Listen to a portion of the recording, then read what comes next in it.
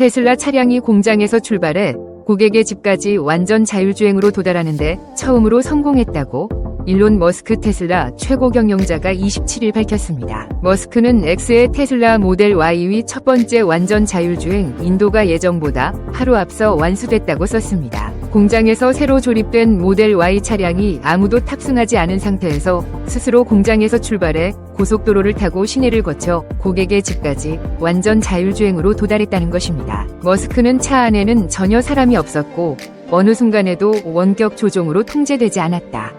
완전한 자율주행이라고 강조했습니다. 이 게시물에는 동영상이나 사진이 첨부되지 않았지만 머스크는 해당 영상을 올려달라는 다른 이용자의 요청에 영상은 곧 나올 것이라고 답했습니다. 테슬라의 오토파일럿 인공지능 소프트웨어 책임자인 아쇼크 엘루스와미는 머스크의 글에 최대 속도가 시속 72마일이라고 댓글을 달았고 머스크는 이에 아주 빠르다고 맞장구쳤습니다. 미국 고속도로의 속도 제한은 일반적으로 6,575마일 선입니다. 앞서 머스크는 지난 10일 X에 공장의 라인 끝에서 고객 집까지 스스로 주행해서 갈 최초의 테슬라는 6월 28일 나온다고 예고했는데 6월 28일은 머스크의 생일입니다. 머스크는 테슬라의 중요한 이정표가 될 완전 자율주행 인도가 당초 목표보다 하루 더 일찍 달성됐다고 자랑한 것으로 그동안 자동차 제조업체들이 고객에게 신차를 인도하는 과정은 판매를 마무리하는 마지막 절차로 적지 않은 노력과 비용이 들었지만 테슬라는 업계 최초로 차가 스스로 고객의 집에 찾아가는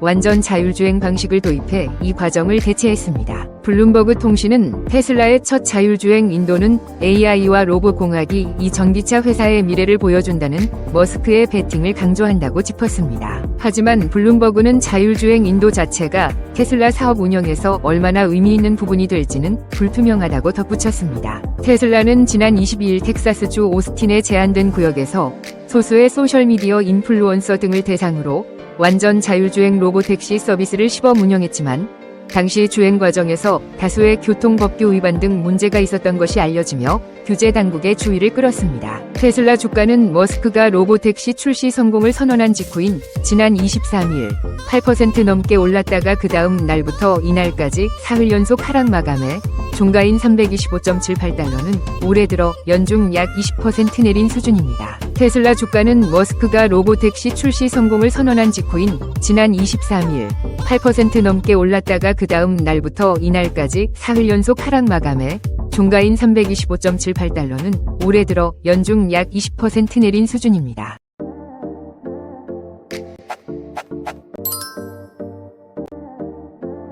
애플이 유럽연합의 디지털 시장법 위반 압박에 따라 앱스토어 수수료 체계를 대대적으로 개편합니다. 이유는 애플이 DMA를 어겼다며 5억 유로의 과징금을 부과하고 시정명령까지 내렸죠. 이에 애플은 현지 시간 26일 개발자들에게 새로운 수수료 체계와 앱스토어 규정 개편안을 공식 발표했습니다. 추가 과징금을 피하기 위한 불가피한 조치였으며 이번 변경사항은 곧바로 이윤의 모든 개발자들에게 적용됩니다. 가장 큰 변화는 앱스토어에서 외부 대체 결제 방식 안내가 가능해진 점입니다. 앱스토어 수수료 역시 기존 인앱 결제 최대 30%에서 10% 수준으로 대폭 낮아집니다. 이유가 문제 삼았던 외부 결제 유도 금지 조항이 폐지되며 이제 개발자들은 인앱 결제 외에 더 저렴한 외부 결제 옵션이 있다는 사실을 앱 내에서 적극적으로 안내할 수 있습니다. 뿐만 아니라 웹사이트 등 외부 플랫폼에서도 자유로운 홍보가 가능합니다. 일부 조건 하에서 수수료 부담이 대폭 줄어들 수 있어 개발자 입장에서는 반가운 변화입니다.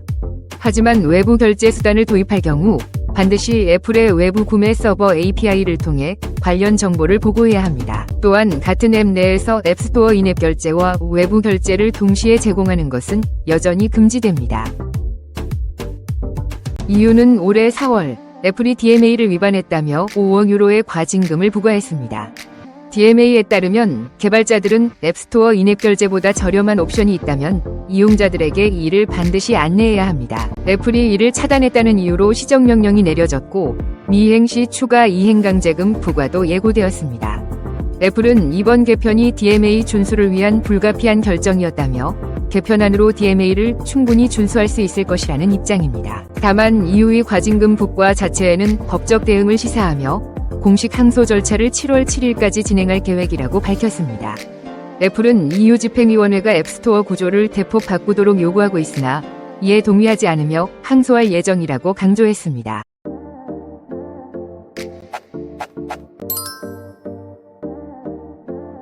구글이 신형 양자 컴퓨터 칩 발표 후 불과 반년 만에 성능을 크게 높일 수 있는 혁신적인 신기술을 선보였습니다. 이러한 양자 컴퓨터 핵심 성능인 오류 제어 효율을 두고 중국도 비슷한 기술을 공개하며 글로벌 경쟁이 점점 더 치열해지고 있습니다. 26일 IT 업계에 따르면 구글 연구진은 새로운 양자 오류 정정 기술인 컬러 코드에 대한 연구 성과를 지난달 말 국제학술지 네이처에 발표했습니다. 연구진은 이번 연구가 가까운 미래 초전도 양자칩에서 내결함성 양자 컴퓨터 구현에 유망한 연구 방향임을 강조했습니다. 구글은 지난해 12월 양자 컴퓨터 계산 오류를 혁신적으로 낮출 수 있는 양자칩 윌로를 발표한 지 약 반년 만에 관련 성능을 한층 고도화할 방법을 찾았습니다. 오류 정정은 양자 컴퓨터의 계산 오류를 보정하는 소프트웨어 기술로 큐비트의 정보가 외부 영향에 의해 쉽게 왜곡되는 문제를 해결하기 위해 필수적입니다. 큐비트 수가 많아질수록 하나하나를 제어하기 어려워지고 왜곡 가능성도 커지면서 계산 오류율이 높아지기 때문입니다. 따라서 1000큐비트 이상 고성능 양자 컴퓨터를 개발하려면 오류 정정 기술이 반드시 필요합니다. 예를 들어 양자 컴퓨터의 기본 연산인 아다마르 게이트를 수행하는 데 컬러 코드는 20나노초가 걸릴 것으로 예상되며 이는 서피스 코드보다 1000배 빠른 수준입니다. 컬러 코드가 서피스 코드보다 알고리즘이 더 복잡하다는 한계가 있지만 구글은 인공지능 자회사 딥마인드의 알파 큐비트 기술로 이를 해결했습니다. 한편 중국 역시 지난해 말 구글 윌로와 동급의 양자칩 주총제 3.0을 공개한 데 이어 최근 현지 기업 퀀텀시텍이 1000큐비트 양자 컴퓨터를 지원하는 양자 제어 시스템을 개발했다고 밝혔습니다. 올해 들어 마이크로소프트의 마요라 나일, 아마존 웹 서비스의 오셀롯도 잇따라 공개되며 글로벌 양자칩 경쟁이 한층 치열해지고 있습니다.